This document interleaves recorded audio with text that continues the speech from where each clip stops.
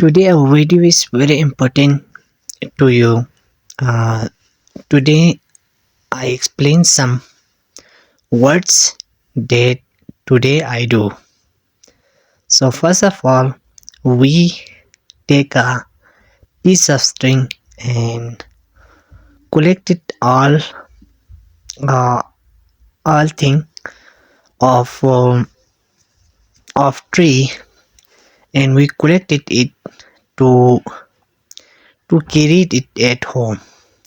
So first of all, we collected it and keep it on at home, so that we can we can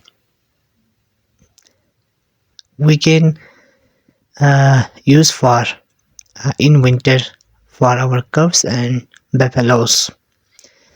So I hope that all of you understand very well. So please like and subscribe to our channel for more videos. Thank you.